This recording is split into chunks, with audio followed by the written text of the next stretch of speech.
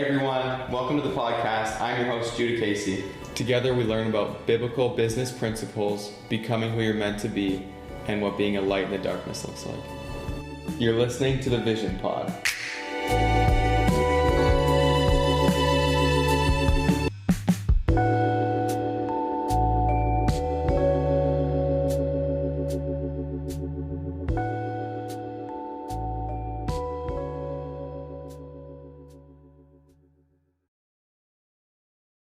Hey guys, you guys ready? I believe so. Awesome. Good. Thanks for coming on the podcast. Thanks for having Thanks for having us. No problem. You guys also have a podcast in the Peace region. How did you guys start that up? And why? Well, I think that was Darryl's fault. Right? The podcast. I don't even know why we started it. It happened during COVID. We had a pile of time on our hands, and we started to kind of brainstorm in terms of what we were going to do with our time. And I think that the podcast kind of fit in with a lot of the spare time that we had to be able to occupy ourselves, for one, and keep ourselves a bit sane, but also kind of like it's therapeutic to a certain degree, especially as a couple, talking to each other. And then you kind of go back and you listen to it, because I was the guy who was editing it, so you go back and you listen to it. So for me, it was a bit therapeutic, and we could sit there and talk with each other. So I think it kind of served a few purposes, and it kind of we generated a bunch of ideas, and we met a lot of good people too. So it worked out. How did you guys kind of expand your podcast in the Peace region, being like kind of like a local small town podcast? I think we actually had more traffic not from here. Okay. So although we had a lot of people that were following us on social media talking about how they really enjoyed listening to Darryl and I share our experiences with like business and the whole entrepreneur kind of endeavor, our podcast, when we were doing it, we would bring guests on from all over the world. So we would just find people that were really like kind of, I guess, pros in their industry, and would bring them on. And sometimes, like what Darryl said, it was kind of therapeutic. So if there was something that we wanted to learn more about, because we had struggles with it either in business or in just a relationship, like whether, it's like your partner in business or your spouse in business, we would find them and we would bring them on. So like we had like a counselor on one time, we had a sex therapist on one time, we had a manifestation coach on one time that was also a neurologist, because Darryl's thinks like manifesting is very woo-woo. Okay. And so she had the science background, and Darryl found her. She was from... I'm not a huge fan. I just find it, I'm not that type of guy. Yeah. I'm more of a substance kind of guy. The putting it out there kind of idea just doesn't make sense. Yeah. I think she was from Brazil. She was, yeah. Yeah, so we kind of had a little bit of everything, and just really, we just liked to do it just because, well, we enjoyed learning about different, different what's the word I'm looking for? Words are things. Occupations. And then it just helped us kind of grow as individuals and as a team. That's awesome. So you guys are kind of a business power couple. What has been one of the hardest things for you guys as a couple in business? I'll let you take that one. You can start that one. Darryl and I both have backgrounds of managing other people's companies. So we're both used to being kind of the decision makers, or the ones that are, the end decision maker. So when you put two people that are, I guess, a little bit, used to being in power or at the top together, I think our biggest struggle was trying to figure out who's the decision maker, right? Because it's not, in business, somebody's got to make the final decision. And I think Darryl's really good at kind of explaining how we've, pathed how we decide who does what. But I think that was our biggest struggle, is figuring out which lane to stay in. Yeah. Because as a couple, and as business partners, it's difficult to really define which lane you need to stay in, because a lot of these lanes, they merge, right? They come together at some point, but they still separate. And so for us, it's finding out the hard way as to which lane you need to stay in, but understanding your strengths and understanding your weaknesses, but recognizing them was kind of the big thing for us, was recognizing those and then being able to work together to figure out, who's best to tackle that. But one of the things that just recently that I've kind of come to understand is that even now, like, we've been in business together for quite some time. It's just in life. And so, like, for instance, if your mom or your dad tells you how to do the dishes, or sorry, that you should do the dishes, it's no different than my wife asking me to do the dishes. You do the dishes, but the thing is about it is that she can't tell you to do the dishes, but then also tell you how to do the dishes. So it's like you have to be okay with what the other person is doing, and you have to be able to support that. So the dishes is kind of seems like a small thing to think about, but it's something so, like, obscure that it's like, whatever, I'm just doing the dishes, it's not that big of a deal. Like, I'm gonna do the dishes, but you can't tell me how to load the dishwasher. I'm doing the dishes. It's not that significant, right? Yeah. So in business, this is no different. It's like, I need you to do this creative for this ad, or I need you to manage the taxes, or whatever the heck it is. But then the other partner doesn't get to tell you how to do that. You can kind of brainstorm as to kind of which course that you might want to go. But ultimately, you have to kind of really restrain yourself sometimes as a husband and as a business partner to kind of which lane do I have to pick, and which one am I going to stay in. So how do you guys decide who makes the decisions? How did you resolve that? So there's it's a joke, but we did this. We did a wedding in Vegas, and it was at the Palazzos, which is a beautiful resort, amazing resort. And Britney Spears just finished her residency at that hotel. So the Plaza is kind of in the back, kind of the Rio, and they're like massive apartments. The bathroom is the size of most people's kitchens, right? Okay, it's a pretty elaborate and beautiful place. So it's a really privilege for us to be there. And the people that we were interacting with were a lot of hosts and stuff for a lot of the Caesars entertainment and things like that. And I'm gonna wreck it, but I'm pretty sure that his name was Doug or Bob. It was because there was two of them. There was two hosts from two different. One's Caesar, one was MGM. But anyway, Bob, he's a big, tall, older black guy. He's big dude, super funny. And his wife was just a small, petite little white woman, right?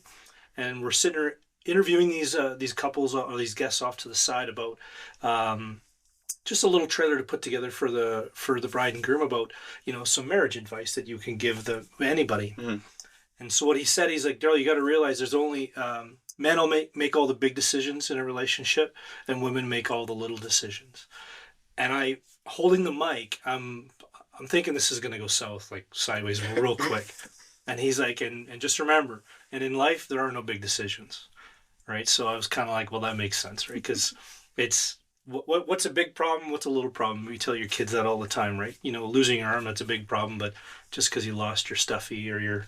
it's a little problem. Yeah, it's a little problem. But yeah, I think the easiest thing for us, we're lucky, both Darryl and I have like a sport background. So we understand only being as strong as the weakest member on your team. Like, that's a pretty easy thing for people to understand. If you have somebody that's struggling, you're all struggling, right? So we are lucky in the fact that we are both very opposite people. I'm very creative. Darryl is very analytical. He's very numbers driven. He's like hardwired to like facts. He likes to know how things operate. I'm like, sunshine, rainbows, and can just think of creative things and go with the flow for the most part. So it's nice because I handle more creative front end customer service, like the fluffy, make you feel good stuff. And Darryl gets what I think is all the boring numbers and all that kind of stuff. But it's the important things that keep a business running. So the things that we know we're good at, that's who takes lead on those. And then, like Darryl said, sometimes there's things that merge, and that's, we're still learning. We still struggle some days to figure out, who gets to make the final decision on something. But if it's life, right? You're always learning. But yeah, you can always make more money. You kids, but it's tough to find someone you love as much as, you should love somebody when you marry them. And it's very difficult to find that. So it's easy to lose money. It's easy to gain money. But it's very difficult to find that love in your life, right? Again, so you got to turn that page. Especially as a guy, the ego tends to kind of get in the way. So if you can just put that off to the side and try to maintain that love or find it again, is a big deal. So would you say the best part about being couples in business is just your complementary gifts, and you kind of have the same thing what you're striving towards? Or what would you say the best thing is? I don't know. Do we know that answer? You know the worst thing, but you don't know the best. Yeah, I'm like, I like that we get to spend so much time together, but I don't think that you have to be in business to be able to do that, right? Mm-hmm. So, we spent lots of time together before Darryl came on full time, to our businesses. We always made family time a priority. So I think, it's a perk that when we're in business together, we get to spend even more time together. But some people would also find that maybe not a perk, right? Like some people like to have a little bit of their own time. I think we're both driven and our goals are the same. So that's nice about we're working 100% towards the same goal because there are businesses, right? So we're both very passionate about it. We both understand, if something comes up in work, that sometimes work has to take the priority. So the empathy is there because we're both in it together. But I think, I don't really know what the best part is. We just get to do more stuff together. I like that. The best, I think if I was to kind of pick a best part, the best part is that we have the ability to kind of still be us, because sometimes you get lost in the old, the office drama, and sometimes you get lost in just getting up and going to work, and you tend to forget about life, and you tend to forget about your family. And so for us, our focus is both on each other and on the business, and to finding the balance is the challenge. And I think that is kind of something that I really enjoy, is that constant challenge, because when you're making money for someone else, working for somebody else, there's different risk, right? The only risk that you have left is losing your family, right? In essence, if you just throw yourself into your work, or you just lose your job. And I mean, there's a saying out there, I was looking for a job and I found this one. So there's lots of jobs out there. So it's easy to get that back, but it's not easy to get that relationship back. So for us to keep it in focus and at the forefront of whatever we do is, I think, is a good challenge. But it's also part of one of the things I love about what we do. Because, I mean, I can get up and I can go to work, and, because of what I do and my role in our businesses isn't immersive on a daily basis to a certain degree. I'm able to do the things that I want to do, like invest or do those sorts of things. So that is something that I really enjoy. So did you guys you probably both started off working for each other or working for someone else? Is that right? Well, I have a background in hair. So I've been a hairstylist for over 20 years. So it's hard because in the salon industry, although you usually are an employee of someone else, you still technically kind of work for yourself, right? Like it's my job to grow my clientele. I work off of a commission base. So if I'm not keeping a good client retention, I'm not making money, right? So, and then partway through that, I had made a switch back to retail and managed a very large retail store, and still did hair on the side. Like Darryl said, if you love your job, it's great, right? Like you just, get up, you make time. And so I just always did hair on the side. So although I've technically worked for other people, I've worked for myself for the majority of the time anyway, but Darryl's worked pretty much your whole life for somebody else. Mm-hmm. Which, like you said, he's just making money for other people. So, what was that like, stepping out into something that you obviously didn't have something guaranteed? And do you have advice for someone who kind of wants to step into that entrepreneurial sphere? For me, it's scary no matter what you do, whether you're taking on a new job, working for somebody else, or you're working, for yourself. And again, it's the skin in the game is the biggest thing, right? Because now you don't have the ability to kind of say, oh, well, it's, you know, Jimmy over there is the reason why we didn't get this sale, so that's why we're slow this week. Or you can't blame the fault of the business on anybody else but yourself. So the accountability is huge. So in terms of advice, the only advice I have, if you're looking to get into business for yourself, is that you have to be willing to fail, right? Because if you're not going to fail, you can't learn. And if you can't learn, you're not going to move forward. And if you're not moving forward, what are you doing? Like, there's whether it's in life, in your marriage, in your relationships, in school, it can be applied to so many different things. Like, so constantly evolve and constantly keep moving and keep moving forward by educating yourself and learning, whether it be from your mistakes, podcasts, YouTube, there's so many resources out there now that were never available when I was younger, that to me, I just, like, I could be so much further ahead than what I am now than I was previously. Like, without it, like, it's unbelievable the amount of resources that are out there, and a lot of it's free. And the reason why a lot of people give that stuff away for free is because there's a lot of people out there that just have zero ambition to actually put it in play. So don't be afraid to, put yourself out there to be able to,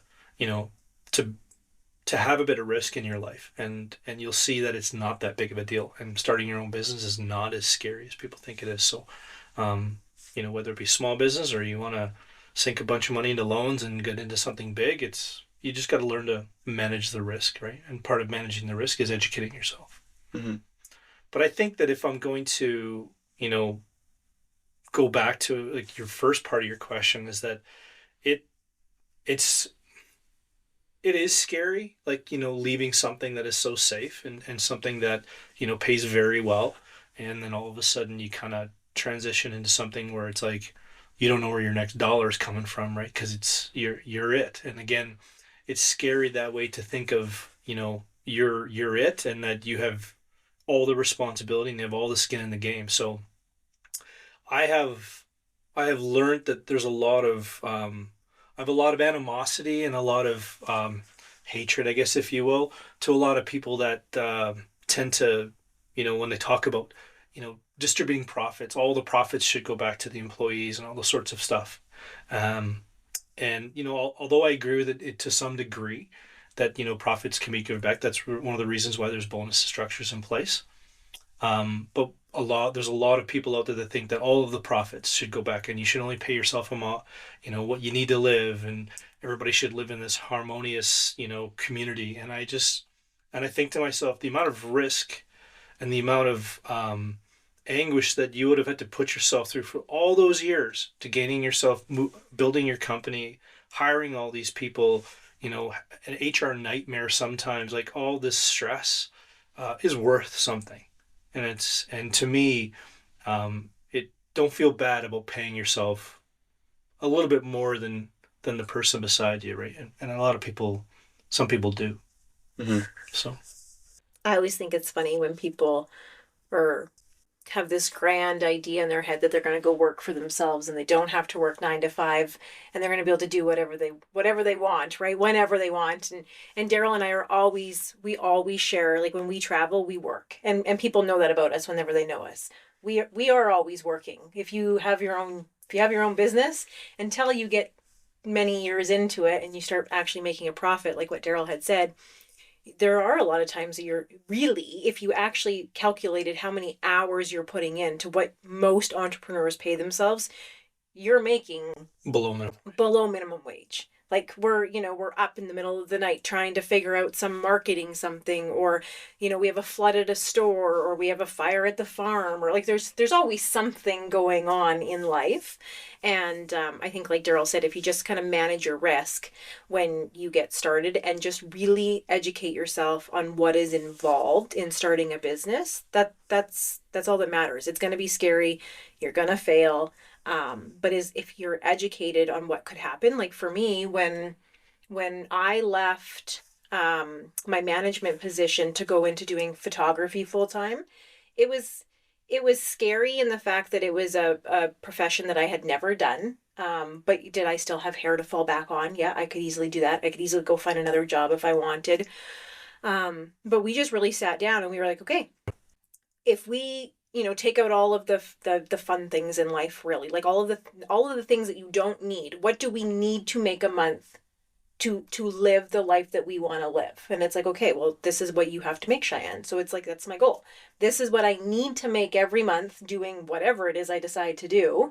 And anything on top of that is money that Darryl could invest again. We could put in towards travel, the girls' as education, like whatever we had left over, we can do whatever we want with it. But we just kind of knew the bare minimum of what we needed to make. And it was no different when Darryl left his career. Like he, made really good money, and left his career to come and work in our businesses. He makes in an industry that I know nothing about. I know nothing about women's fashion. So he goes from oil field to women's fashion, and like you want to talk about. The guys give me a hard time.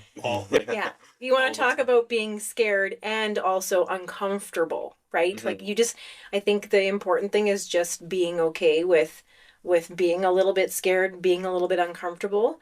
And like Darryl said, just keep moving forward. Like that's the most important thing, is just make those baby steps. And if you have to do, a regular job and the one that you're trying to create maybe in the evening as like your part-time job, like for me, it made me feel a little less worried that I still had income coming in while I was growing my business in the evenings and on the weekends. Yeah. Some people say like you need to know quite a bit about the industry you're getting into and have lots of experience. How did you did you find that was something that you needed to have when you went into that industry, or how did you learn it so quickly? I don't know it. Right. We don't know it still. I still don't. But so he does. The thing is about it is that, and this is going to kind of like ruin a little bit of people's ideas about starting a business. You don't need to know I don't need to know about fashion in order to start a fashion. I don't need to know anything about hair in order for me to start a hair salon. I don't need to know anything about dentistry if I decide to go and buy a dental office. The only thing you need one person who you trust to be able to do the operation or to do the job that you need them to do. So for me, in terms of fashion, is this that Chyanne, like we went in business together. So her job is literally she's the curator. She understands women's fashion. She understands how to buy, when to buy, what to buy. She knows all of that stuff. I don't know nothing about it. So I don't do anything in that area. If I didn't have Chyanne, I would either have two options, either one, learn it, or two, hire somebody to do it. But the other side of the business is that I do. And so with business, just like whether you're running a dental office or a hair salon or a clothing store, money in, money out, right? And you just need to learn and understand cash flow. So once you understand cash flow, you'll understand how money comes into a business and how money flows out of a business. And if you can manage that, it doesn't matter what industry you're in, it doesn't matter what area of business that you want to be in, whether you want to be on the front end or back end, customer facing, non-customer facing, the numbers, the cash still comes in and cash still has to leave. And so if you're able to manage that, it's easy to run any business. Now, if you want to scale your business, that's where you need to start hiring other professionals, right? And like we're talking actual professionals. We're not just talking about Jimmy's cousin down the street said he knows a little bit about fashion, right? Like that's when you're hiring professionals. and you're actually getting them to do the job that they want, whether it be advertising or creatives, that sorts of stuff. So then you can start to scale the business. And then as the owner, now you're just managing those people, right? So then, and you're just keeping the ship pointed in the right direction. And then once the ship is headed in the right direction, everyone's doing what their job should be doing, and the money's coming in and the money's coming out, and it's managed properly, it's basically smooth sailing. Is it easier, less stressful, and less overhead to get started if you know the industry that you're going in? Yes. Because like Darryl said, without me, he would pretty much be up, the creek without a paddle, trying to figure out how to buy women's clothing. Yeah, like I said, you would just hire somebody to do it. It's quite simple, like when you break it down in terms of what business is. And for me, I don't think of business as like, hey, well, this is a clothing store and that's a hair salon and yada, yada, yada. Because that's not my job. My job is to say, okay, money comes in, money comes out. That's my job. When I was in my previous job, my job was basically the, like, kind of where the buck stopped before it ended up being the guy who owned the place. So it was kind of, if sales weren't coming in and things weren't running where they should have been, that's on me, right? So you have some accountability and some responsibilities on top of that. So, but I like to put that off on Cheyenne. Nice. It's all my fault. Other than Cheyenne, where do you find your professionals that run the business? So that goes back to what I said. I think it's easier to start with, and this is where Darryl and I don't always agree, and that's okay. I think it is easier if you're going to start a business. It's easier if it's in a profession that you at least understand. That goes back to our educating, and that you could kind of get it rolling. Because if you're going to just start a business out of the blue, not only do you really need to learn that business, the money in, like how it works, the operations, the ordering, like anything that goes with it, the employees, like how many employees do you have? Then you also have to burden yourself with trying to find a manager. I think in Darryl's example of having a business and finding the professional, say there's already a business that is operating and you're taking over, it's a little bit easier, I'm sure you would probably agree, to be able to see how it operates, what you would need. So a clothing store is a great example because you buy a clothing store that's already up and running, you can just hire the staff that came with it, right? Find your retail staff, and then you just need to find a manager that can do your buying. And I think finding employees right now is one of the biggest struggles for most companies because it's hard to find somebody that has experience right now because we're kind of in that weird transition of, the baby boomers are going out. Now, technically our age category are the ones that are the worker bees.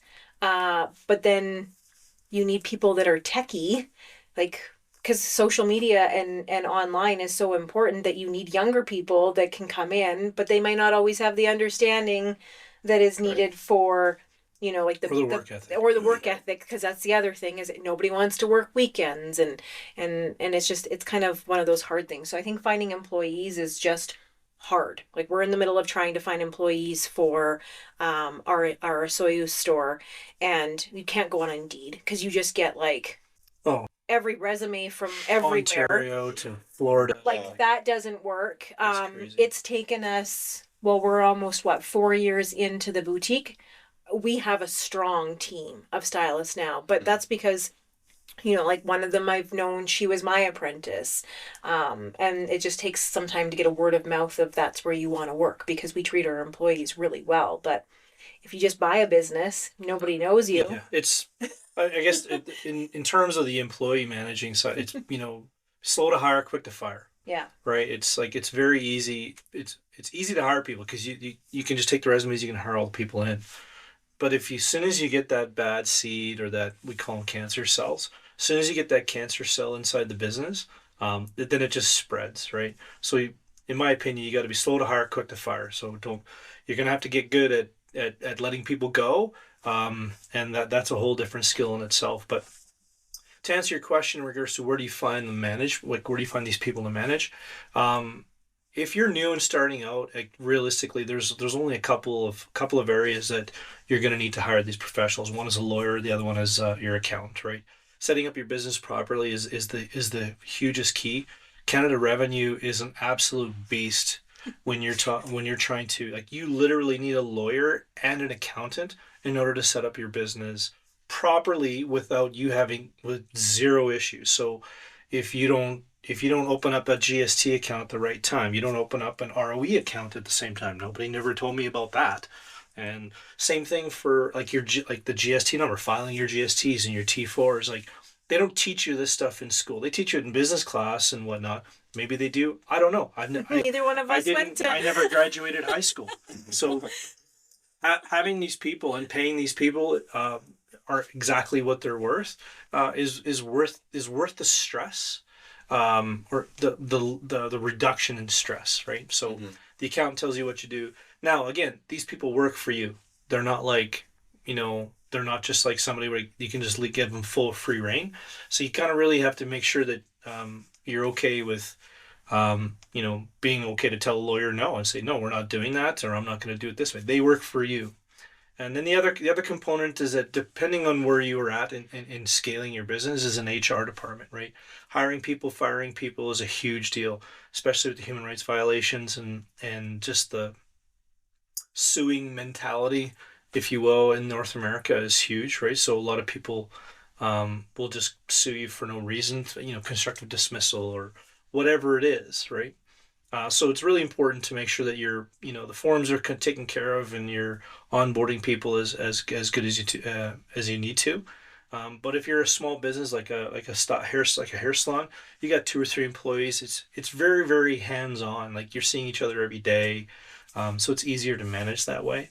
So you have to decide in your business where you need to bring in those people. And they classify small business under 75 employees. So like if you have 80 employees, so actually I think it's 120 maybe even now. It's a big number. It's a huge number. Like, you're telling me that I got 80 employees and I'm still considered a small business? You're like, yeah, it's crazy. It's just the classification. So it's to manage 80 employees, health benefits and group benefits, and like there's so many ins and outs with that's where people would be like, ooh, that's scary. It's like, it's not scary. You don't have to deal with it. You hire an HR person to deal with that. But you don't need to worry about that until you get to that point in your business career that you want to start scaling. And then you just want to scale nice and slow. You don't want to scale so fast where things just kind of snowball and get away on you, right? Mm-hmm. So there's a lot of things to manage. Mm-hmm. So yeah, couple in business, which always will cause friction at the beginning. And then as well, it'll cause friction all the time. Okay. Like there's no sugarcoating. Okay. So do you think it'd be easier if it was just one person owning it, or do you think the partnership really makes the job easier? I'll let you take that one. Well, we try to do that. Technically, for some synopsis to this, like, we've had a rough patch the last week or so. Oh, okay. A little bit of differences and some creative differences. So it comes in ebbs and flows. It's like anybody that has like a kid or dog even, it's like when it's bad, it's yours. It's like, go deal with your child or go deal with your dog. Mm-hmm. So technically, our businesses aren't co-owned. Okay. So Darryl does have his own business and I have my own business, but do we operate them very much together and run them like they are ours? Yes. Some days, like this week, I'm like, whatever, it's your business. Do whatever the heck you want. I don't care. Mm-hmm. And you're like, I never said I died. Never said that. Yeah. Maybe not always, the most mature or best way to communicate, but sometimes it is hard to just find that balance. And it's just... Well, you kind of... I remember, so we talked about the lawyers, right? And setting up businesses and stuff, and when you should, like, it's important to bring those people in. So when we started this other business to purchase the retail store in Osoyoos, the first thing I said is, like, should we do this? How should we structure this? Do we start a new number of companies? Should we do a name company? Should we just use Don't Be Shy company just to buy this other company? Like, how should we all work this? So you get the accountant, you get the banks, and you get the lawyer all together, and we talked about it. And setting up a separate company, completely separate, allowed the assets to be separate, and there's just some ins and outs of those sorts of things. So it was a benefit to us to listen to them and to kind of do what they need to do. But I remember going through that process. She was just like, so like, it's 100% yours? And I was like, Well, yeah, yes, it is on paper. And I remember she kind of, there's a little sense of like, well, what happens? You know what I mean? Like Right. that. What? Right. Now I'm not. This is not part of me, and you kind of have this sense of detachment. It's not even so much that, but if you really want to like get into it, when you don't have both people on the business, if something were to happen to one of us, Right. it makes it extremely hard for the other person to carry on with that business on the legal side of things. So like there's also that. So like there's a lot of reasons why the way that we've done what we've done was decided because of risk management. It was just kind of which risk do we think might happen? Do we think somebody's going to die? Hopefully not. So that was Right. kind of the lower risk. So we took the other option and it is separate. But So whose makes more money? Just kidding. Daryl I'm does. just kidding. And it's okay. I don't. Right. I was Yeah. like the business does. Right. Yes.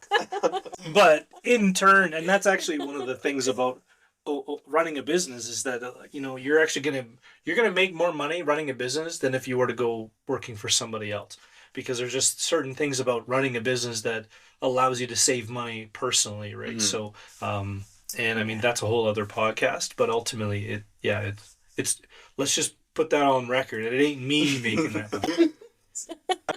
Sure. So yeah, what's that like? Buying a Making business. that much money? Yeah, being so good. No. What's that like? Owning a business that's in another province. When you bought it first, were you there quite a bit, and then now it's kind of scaled back? Or? So here's the other fun fact about our other business. My mom runs our other business. So if you want to talk about how fun it is to work as like a husband and wife in business, you try adding your mother-in-law, to managing a business that you are not close to run to help.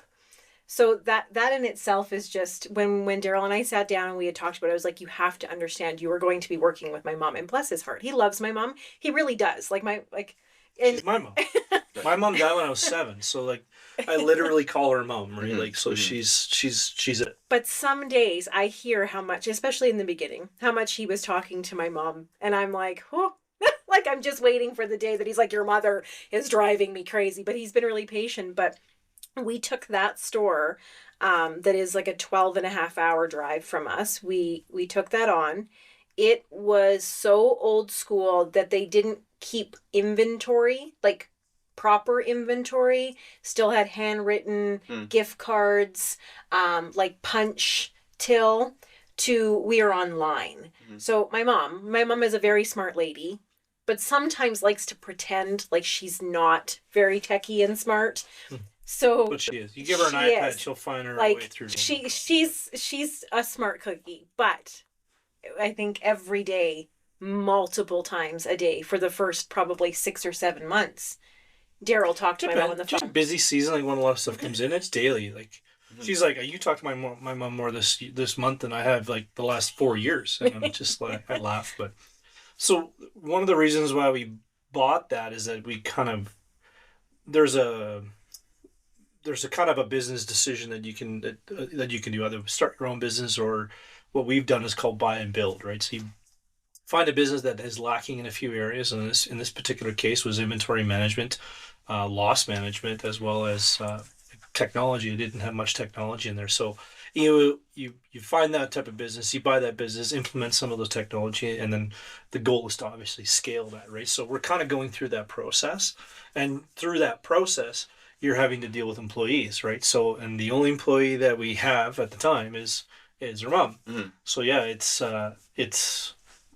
not necessarily you're just dealing with your wife on this business. You got to deal with mom too. Yeah.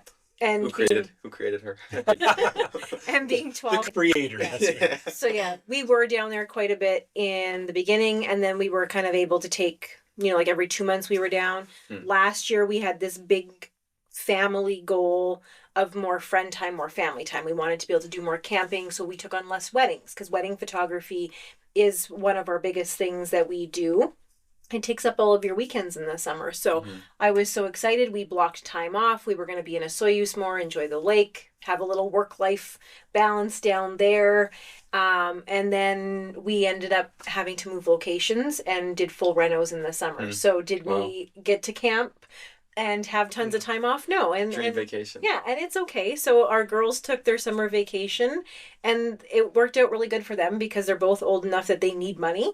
So they would work for a few hours in the morning with us, help with renos, and then they would take off to the lake and go have fun while we would stay a little bit later. And sometimes that's how we find our work-life balance. I always laugh at the people that say, you know, we shouldn't use the word balance, and you know, work should be work and home life should be home life. And we are not of that belief. We will pause for 5 seconds and do a promotional video of some sort while we're somewhere, and then go back to our holiday.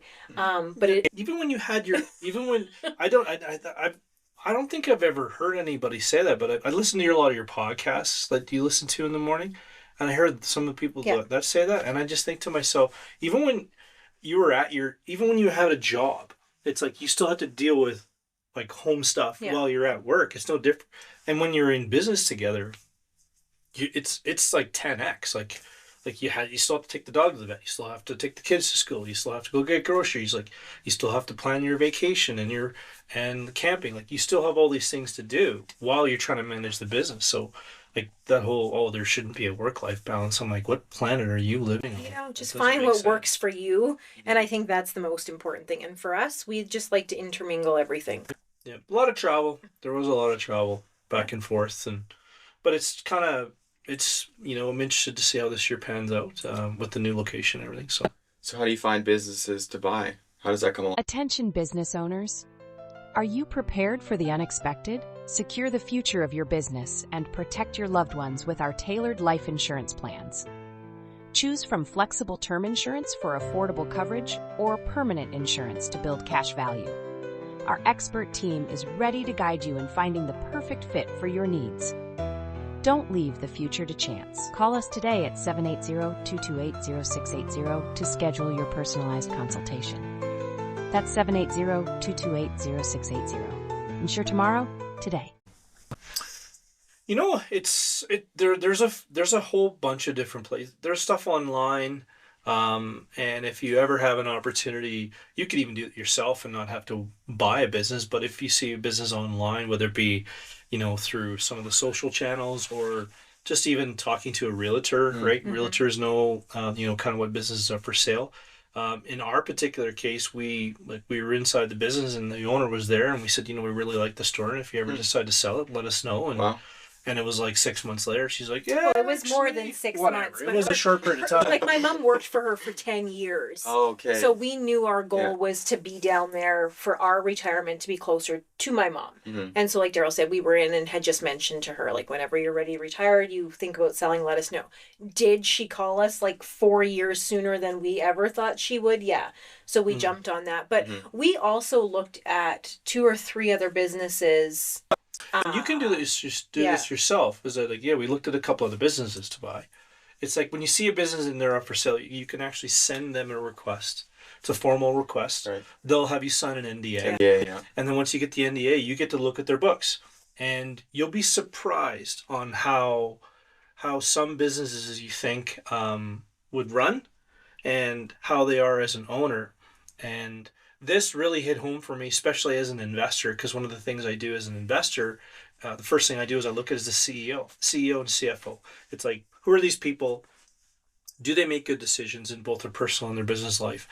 And when you see these books and you see some of the projects that they send to you, it's baffling how some of these people operated their business. It's just, and not that the numbers are bad, because the numbers will always be bad. Like they're if they're good, you should always probably err on the side of caution for that. But just sometimes when we've had a package put together and sent to us, typically it's supposed to be financials. You usually request a certain amount of financials. It was literally like a Canva template. They had tried to make it pretty. It was so bizarre. And then the amount of money that they were Facebook after. And the amount of money that they were asking, I'm just like, there is no way that someone's going to take this seriously. But like they say, there's a sucker born every day, right? So, but there wasn't in that case. Nobody. In this particular case, nobody bid. But it was really interesting. And if you have that type of brain that really likes the number side of things, it was really neat to kind of go through and dissect some businesses to be like, hey, was this something that we want to do? And, the one that we did look at, it would have been a great opportunity. Were we in the right place with the right cash flow for that one? No. So we just, what they wanted, we couldn't offer them. But even with the SOU store, like, her numbers are good, but like Darryl said, we looked for ways that we could improve it, and her management on inventory was not the most ideal, and so that was an easy one to fix. Online, easy way to scale. Just kind of, but she had a good business, which is why we bought that business, is because like it was going good. Even if we kept it the same, it would still do. Like, it was doing good. Do we think that we would probably buy somebody else's business again? Probably not. I think we both. Well, I would, not for the price that we paid. Yeah. But we kind of bought that not under the gun, but we bought that with a mandate in mind. Like, we had a personal mandate that we wanted to kind of fulfill, and that fit the bill. We had enough finances and cash flow to be able to do it, so we pulled the trigger. I think that we paid $100,000 less. Sure. Could we have started it from scratch? Yeah. Sure, but our success rate starting a brand new business in that particular city, being 12 and a half hours away, is very, very low. Would be very, very low. So our chances were better, paying the extra goodwill, and then just kind of moving on from there. So again, risk and reward.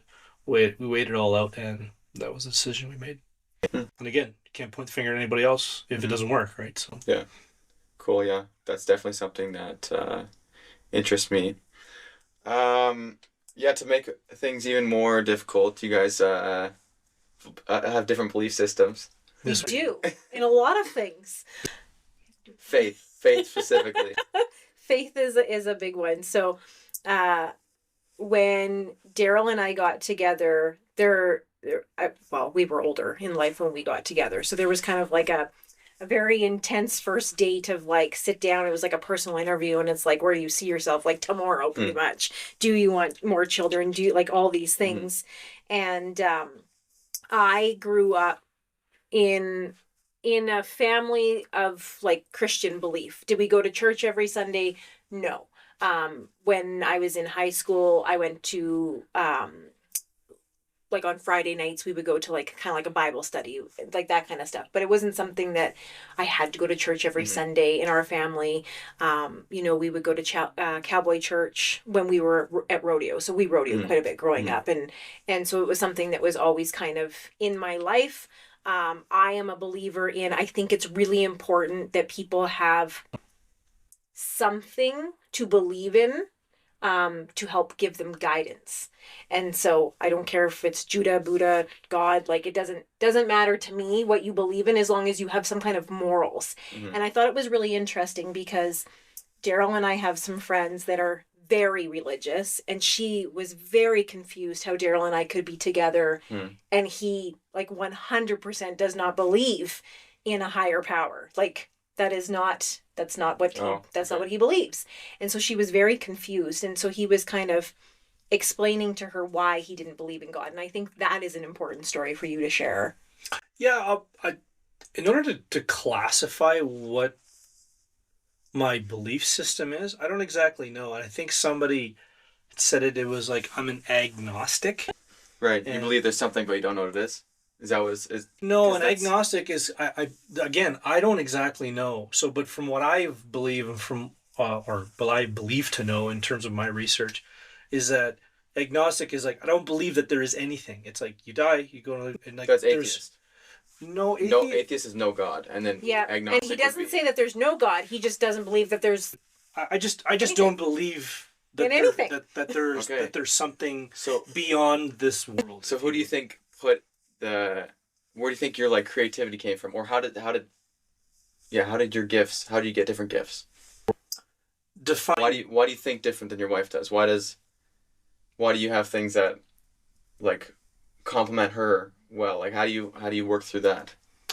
I think you asked me two different questions. One was like, how did I get to this point? Like, how did I become like atheist or agnostic or and agnostic atheist. I Right. don't even Yeah, know. yeah. Whatever you I have are. no idea what it is. Yeah. We like when I was younger, we grew up Christian as well. We went to a Christian church up till my mother died when I was 7, and I remember sitting on the swings the day that my mom died, and it was kind of it was just I was trying to piece it together. Like, how does this work? How does somebody that loves me so much would put me and my family and like my brothers and sisters, we have 6 kids in our family, right? So like this doesn't make sense. Like, because if I love somebody, I wouldn't do that. And then people would say, oh, well, would you give your, do you put your daughter through heartache to teach her a lesson? And I'm like, I don't need a lesson. Like that type of lesson, sure. Like take my bike away or break my bike, but kill my mother, like seems a bit odd. Because somebody had told you it was God's plan. Again, this is in my head. I'm 7 years old, yeah. right? Yeah. So I'm processing this. So over the course of the years, my aunties, they were very, very religious. And it's okay, Darryl, it's God's plan. It's okay, Darryl, it's God's plan. And I'm like, I don't know what plan this guy has, but this seems really messed up that like all of these things are happening. My dad just absolutely like abused both me. Like, and I'll give you an example is that there was one time in the fall, it was 6 kids, all 6 kids, 5 kids because my little sister wasn't born yet because my mom is still alive. So I'm assuming she was pregnant. Maybe it was before she was pregnant. I don't know. But he had lined us all up in the kitchen from like smallest to biggest. My mom was at the end and everybody got the strap. And the strap was a combine belt, a piece of a combine belt about 2.5 feet long. And everybody put their hands out and he would strap everybody. And I remember getting pulled out of bed and like in the kitchen at like 10 o'clock at night, getting the strap. And I'm like, what is going on? Like, I don't know what is going on, but like, it was like, you never defy your parents. Like, you know what I mean? Like you're going through the motions. And then it gets to the end of the line and he's doing the same thing to my mother. He's strapping my mother. She's a 30-year-old woman. Like I'm just thinking to myself, this doesn't make any sense. So of course I hear my auntie say, oh, it was God's plan, Darryl. It was God's plan. And I'm just like, I don't know what plan this is, but this doesn't make any sense to me. So I just started to distance myself with regards to religion. Because to me, I'm like, it doesn't make sense. So in terms of like, I'm not going to try to make sense of it. But it doesn't, me being the belief system that I have doesn't put me in a different position than somebody who does, right? And somebody had said that to me once, which I thought was kind of right on point, was like, going to church every Sunday doesn't make me any more of a Christian than me standing in the garage makes me a car, right? So I don't have to go to church to know that I'm not going to, sin by any of the 10 commandments, right? I'm not going to do any of those sorts of things. So in like humanely, I'm a good person. I do all the things I'm supposed to do. Right. But it's not in the name of God. It's just because you're a good person. Mm-hmm. And so that's my mentality on it. So that conversation that we were having with that friend, when Darryl kind of explained to her that, you could tell she was like, oh, like, right. Okay, Right. I can see how you're 7. Somebody's telling you that it was God's plan to take away your mom. And now you just like, like that makes sense. Like why somebody would just, turn away. And it's interesting because one of Darryl's siblings explained it as it was the opposite for them. They leaned into their belief more. Whereas but they were at 2 different ages. Right. And so like we got kind of chatting with that couple and the husband, he's like, okay, well, you believe like in this, and Darryl's like, yeah, and he's like, well, what about this? And Darryl's like, well, yeah, like I would never do that. Like, and so I said to him, I didn't marry him because of his religion. I married him because of his morals, and his morals are no different than somebody's beliefs for the most part that is faith based. So Darryl's not a cheater. He's like he's very loyal. Like those kind of things. So I'm like, if you look at it, I'm not a compulsive gambler. I'm not an alcoholic. He gives back to his community. So everything that he is, if you looked at it in the eyes of like faith based, you're checking all the boxes. Yeah, but I'm a first ballot Hall of Fame. Wow, no, like Hall of Fame Christian. Because it's not about what you do; it's about what he did. Well, yes. So that's the biggest thing. Christianity. It's he like paid the price for you, and you can say I'm a good person, I've done all these good things, but the truth is, like, all have sinned and fallen short of the glory of God. And I guess, like, because someone was like, good teacher. When Jesus said, good teacher, he says, why do you call me good? Nobody is good except the Father. So just, like, really reiterating, like, it's not really about what you can do. Like, have you ever heard, like, the parable of the lost son? No. The guy goes away from his dad. He gambles. He's a drug dealer, gets drunk, spends all his money, blows his inheritance, comes back and he like loses everything. Comes back to his dad, and his dad's waiting for him right there with open arms, ready to have a party. He's like, my son's returned. And then the older brother, he's like, I was here the entire time. You never threw a party for me once. I've been doing all the right things. I've been doing all this. But he was focused on the wrong thing. He's not focused on, like, he never wanted to please the Father. He was just there for, I'm, like, morally right. And so he never went into, like, his father's party. And he stayed outside in the field because he's like, I deserve this. But it's actually not what you do.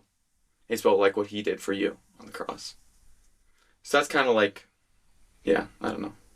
So I think for me, it's the living my life, I guess if you wanted to put it in that way, it's not about me living that life to say, like, hey, look what I've done. Right. It's not about that.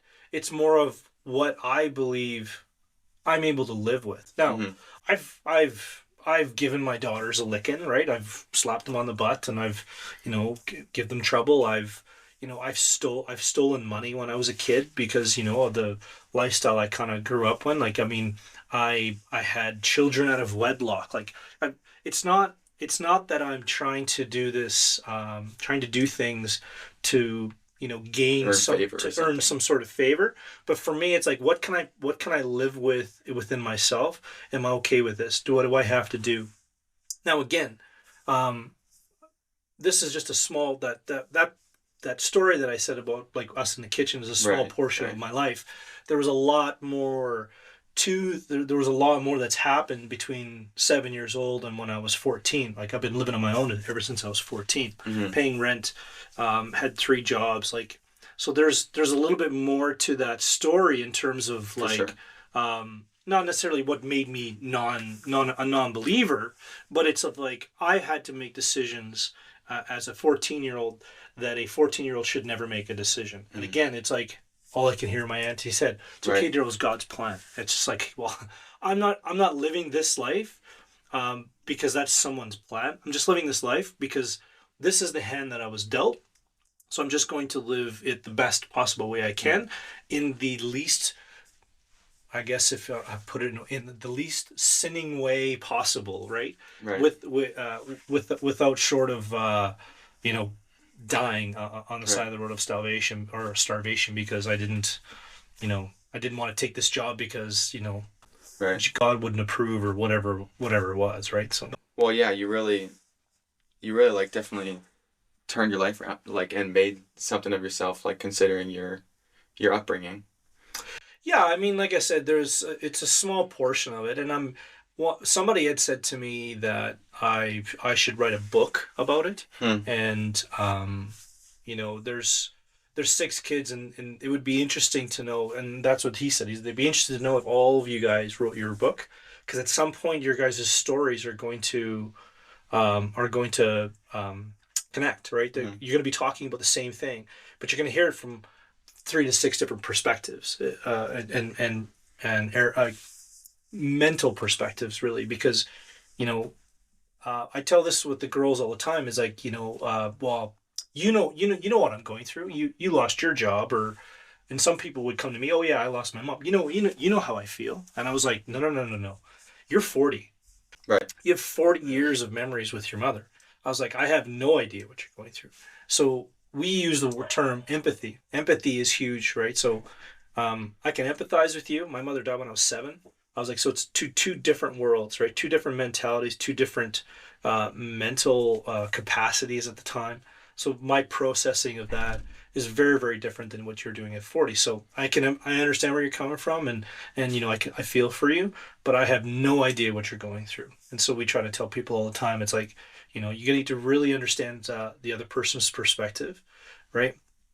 Before you start to judge, if you will. And as much as people say they don't judge, everybody judges. That's how life is. It's, you have to be able to judge whether it's, I'm taking a left or a right. You got to make a decision, right? And my decision was to not go to church. For one, is that I had better time at any one of my 3 or 4 jobs than especially at 14. It's like, but 14-year-olds, I'm not willingly going to church, right? So it's tough. And I mean, for us, with regards to business, it's that I don't think that there's a point yet where religion has kind of came into play with regards to our decisions, with regards to like business decisions. Yeah, not for business decisions. But overall, just the idea with that somebody that does not believe and somebody who does believe can coexist and cohabitate is probably a far-fetched idea, especially back when I was 14. Like, this is in the early 90s. I don't know what it would be now. Do you find it odd? Do you find it, or is it kind of like, no, it's pretty common nowadays? I don't know. I don't know. I think it's like, it's a little bit different, but it's not like so, like it's probably just like anything else, really. I don't think it's that crazy. Yeah. Do you judge me because I'm not? No. I just. I'm not saying that as a malice. I'm interested. I'm really interested to know. Darryl always loves to for learn. me, like when I grew up, like the religion, like I felt way more judged going to church than I ever did outside of the church. So that's kind of where I'm interested to know. Mostly, it's just like, I just think I look at it and I'm like, it's just changed my life so much in so many different ways. So it's like, it's not, I wouldn't, I think the Bible tells you not to judge. So like not to judge, like I kind of take that as non-believers, but it says you can also like righteously judge a brother. So I wouldn't judge you, but if I saw my like Christian brother keep falling into sin again and again, then I'd be like, hey man, like I need to like save you from like kind of going off the rail. I'm gonna just like bring this up to you, Does it have to be your Christian brother for you to save them? No, I don't think so, but it's like if I'm going up to a non-believer, all I can say is like, we've all sinned. We've all like sinned and fallen short. So like we're all not worthy of it, right? We're all not worthy of eternal life. So that's kind of where I would stand with it. I wouldn't like pick one thing that you did. I would just say, have you ever told a lie in your life? Have you ever, right? Like all these little things that, because if you do one, you're guilty of the whole law. That's what it says. So yeah, I just think that it's given me so much peace. So I want whatever it's given me, I want everybody to have it, Yeah. And I think that is part of the reason why Darryl and I do a lot of like our mentorship and like podcasts, is because we both want to give back. Not because of religion, but because of how much people gave to us to help us get where we are now. So I think, like you said, like if you had somebody that is like falling and sinning, you just want to help them. So whether it's religious or whatever we are, I think that's why I think for me, I'm like, as long as you have a higher belief, like you just need to be a good human. Like you just, like, that's what's important to me. And that's why I think I'm like, we're good. You work well together. Cohabitating together, even though not all of our beliefs are the same, right? Like, who knows? Maybe Darryl thinks we came from a monkey. I'm not sure. Well, sometimes I just don't ask. Somebody had said to me, he's like, well, what are you going to do, Darryl, when you're sitting at, the pearly gates or whatever he said? And it's like, and you're standing there and, I don't know, just John, I don't know, whoever's supposed to be there is supposed to be like, oh, look, like, it is real. Like, now what do you have to say for yourself? It's just like, I don't have to say anything. It's like, for me, I'm like, listen, like I wasn't trashing you, right? I wasn't trashing the government, if you will. I don't, however you want to call it. I'm not bad mouthing it. At the end of the day, it's just like, hey, I was wrong, and I mean, what do you want me to do? But at the end of the day, it's just like, if you're gonna judge me based on the decisions I made when I was 14, right, or 13, or 9, pick a number, right? Maybe this isn't the place for me, and so people like Cheyenne usually. When we started to shoot weddings, she's like, "This one's in a church. You're not gonna melt, are you?" Sometimes I gotta and I'm just like, "Okay, relax." Relax. I'm like, "This is." We have been to some really. Although the Mennonite church, I was gonna say it's funny because as non-religious as Darryl is, he actually really enjoys Mennonite services. Like they're very much more old school. Like they're not like they're. It's for entertainment purposes. okay. But you do enjoy their beliefs on like standing together as a couple and backing each other. And yes, they do usually say like the husbands have the final decision and like they are, a little bit more old school that way, but they are very united. Like you are a family, like you need to stand together. And I think a lot of the times that's why you like that, because we grew up, like my grandfather was Polish, my grandmother was Ukrainian. And so we back in the day, it was always like, it's very, very old school, right? So I kind of grew up that way, but it wasn't like, women are in the kitchen bare feet and pregnant. That's not what it is. It's like that's kind of where I learned in terms of the lanes, right? Because Grandpa was always out in the fields, right? We had 400 head of cattle. Like he was always out in the fields, doing stuff with the cows or the grain or whatever he was doing. And Grandma was always inside, but Grandpa would die. Like he would literally die of starvation if he didn't have Grandma, because Grandma would always make sure he had his lunch and fed, and she'd put me in the truck, point the truck at the tractor and drive there. And you're sitting there 8 years old, bouncing up and down and trying to drive this truck to Grandpa in the middle of the field. But she understood her role and he understood his role, right? And together, without each other, one falls apart. And when Grandma died, Grandpa, he'd sit in the kitchen. It's like, "Okay, Grandpa, let's go and check cows." And he's like, "Why?" I have zero purpose now. I have no purpose. It doesn't. So he literally died of a broken heart. Is kind of how I see it. So, but when we're talking about the religion and the Mennonite side of things, it's more for entertainment purposes. Because for me, it was like, we were sitting in the back and it's just like, oh, well, when he comes home and, dinner should be ready and blah, blah, blah, blah, blah. And I look over at Cheyenne and I'm like, I mouth this to her. I'm like, "Are you writing this down?" I'm like, "This is pretty good." I'm just saying. And she just shook her head, because I'm like, that ain't happening, right? Like you got to make with the times there, Smitty. Like there's you coming home to a cooked meal and your pajamas are waiting for you to be put on. Like that's not happening. It's not in this household anymore. Not in this relationship. But at the end of the day, that's not important to me. I said one of the biggest things Cheyenne can do for me in terms of an act of love or appreciation was to make me lunch. And maybe my grandfather and maybe that story had a huge part in that, but like for me, it's like, if she doesn't make me lunch, or when she does, like if she doesn't make me lunch, I don't really take it, or think about it. But whenever she makes me lunch, it really makes me feel wanted, needed, taken care of, appreciated. Yeah, 100%. Cool. Yeah. Well, one thing I would say is that I don't think it's God's intent for anything wrong to happen to people. I think that human heart is evil, but that's a whole longer conversation, of course. And it kind of goes the way that conversation always goes. But yeah, because when you look, like his intent, there'll be a new heaven and new earth, and there'll be no crying. There'll be just like pure joy. So it's not his intent for this, of course. So I wouldn't say that's his plan, wasn't to have that happen to you. So yeah, we often talk about that. I'm like, it's crappy for Darryl that was like pushed on him, right?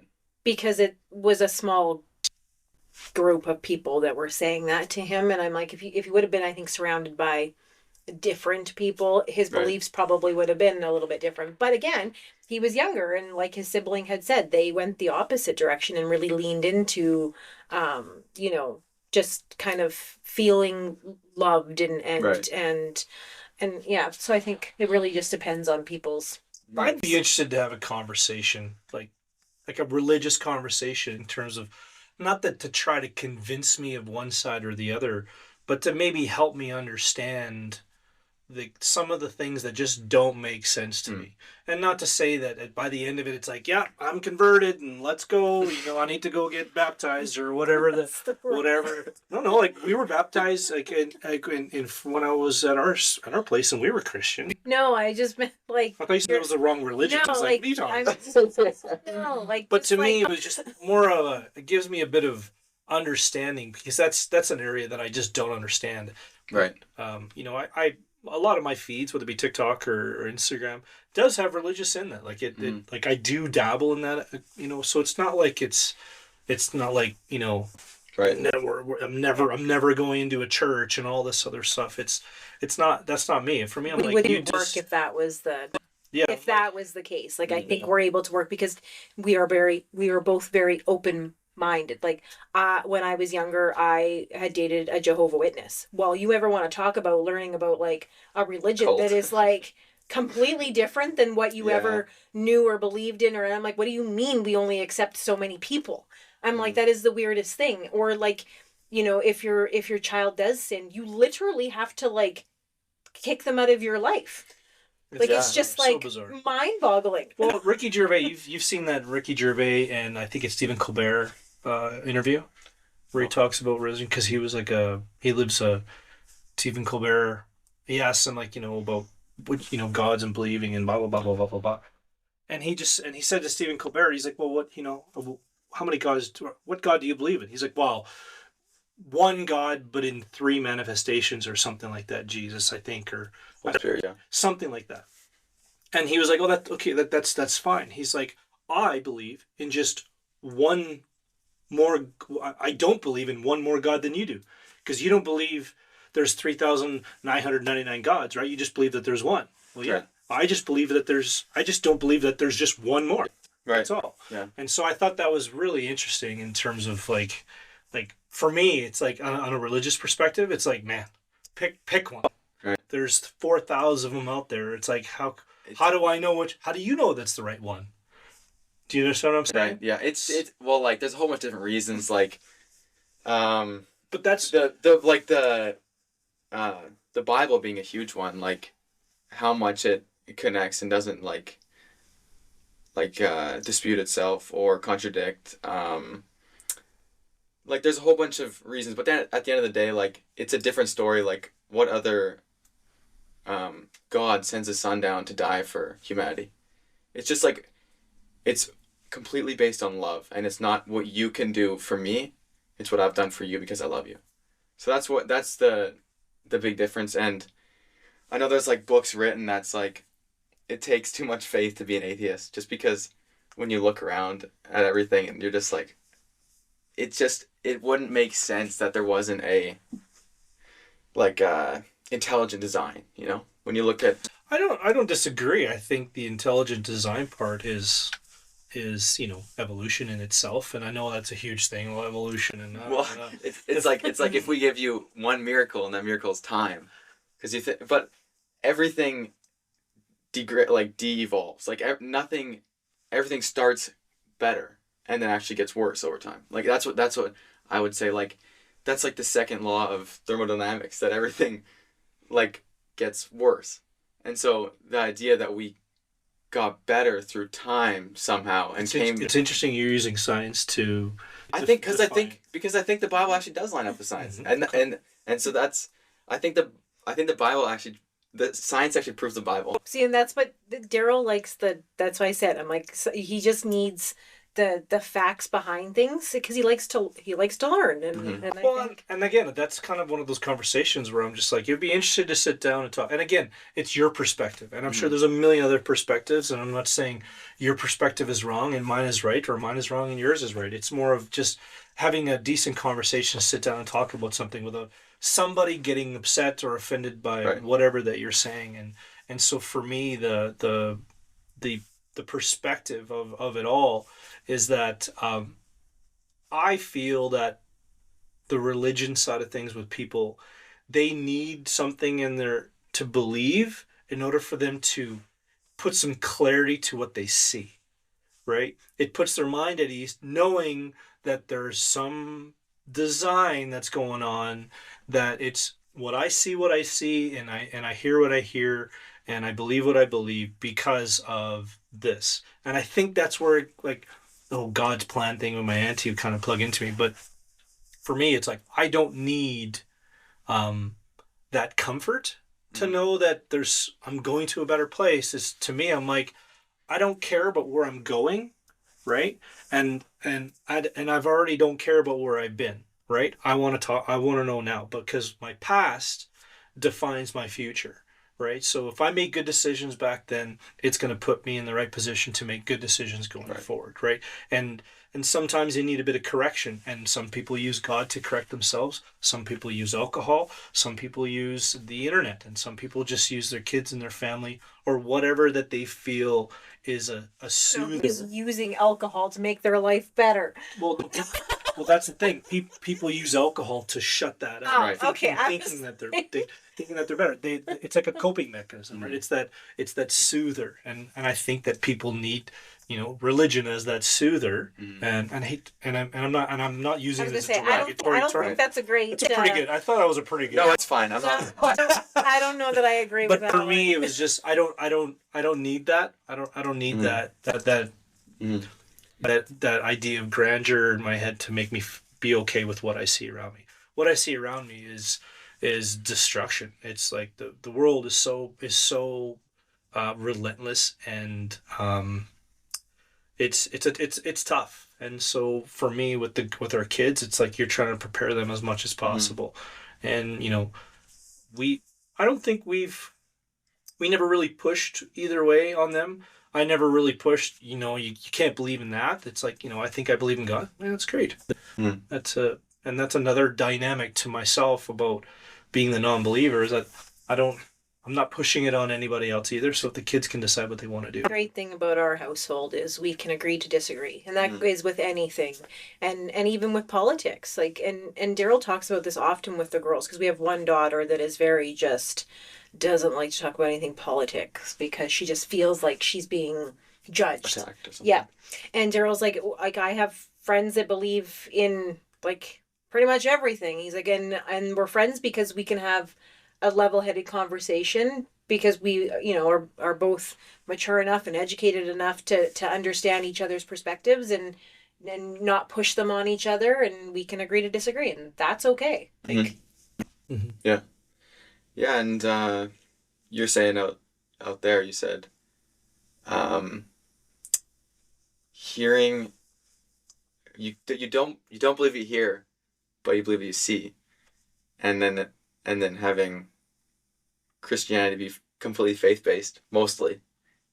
That's where it's like. Yeah, I said you believe it. There's a saying. I said you believe nothing of what you hear and only half of what you see. Yeah. Right. So because you're always, that's the judgment side of things. It's like you're looking at a stock. I'm looking at a stock that I want to invest in, or a rental property, or a business, or a relationship. You believe half of nothing of what you hear and half of what you see, because people talk.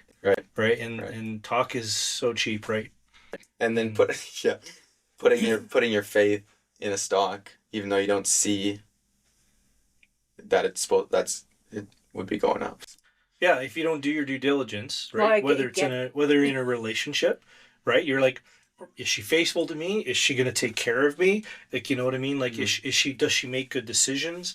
Like, these are things that you have this mental checklist that you're going through in your head in order to pick a spouse or somebody you want to spend the rest of your life with, and making all these huge decisions. Or a business partner, because really you're stuck with them too. So yeah, and I mean and of all the decisions that you're ever going to make in your entire life, the largest one you're ever going to make is your spouse, because that person, is going to define your entire life, because they're either going to make you feel stupid for the decisions that you make or the business decisions that you make, or they're going to be supportive. And so we've always told our girls too, it's the same thing. And in life, it's like, be very, very careful who you share good news with, because Right. Jordan Peterson had said that, and it stuck with me because, you tell somebody good news and they're like, oh yeah, that's cool. And they just completely dismiss it. Well, then it downplays all that excitement and all that pride that you had. So now, whether you're talking about, the Lord Jesus Christ, or you're talking about like your revenue that you made, both are exciting things to talk about. But if you want to talk about Jesus with me, I'm probably going to get excited because I love a debate. I love learning new things, and I love learning things that I'm not 100% on. So that interests me. But if somebody who is straight off the boat, like agnostic or atheist, or they're a completely different religion that contradicts the religion that you believe, there's going to be some heated conversations, and it's probably not going to be very enjoyable. So for me, it's making sure you surround yourself with good people in life, whether it be believers or non-believers, I think is important. Cool. Thank you guys for coming on the podcast. This is an awesome episode. Good conversation. Thanks for having us. Yeah, I really appreciate having us. And I'm hoping that, I spark some ideas in your head to maybe bring on For sure. some myself again to talk about religion. I'd love for you to school me. You're gonna come with all of the facts. Yeah.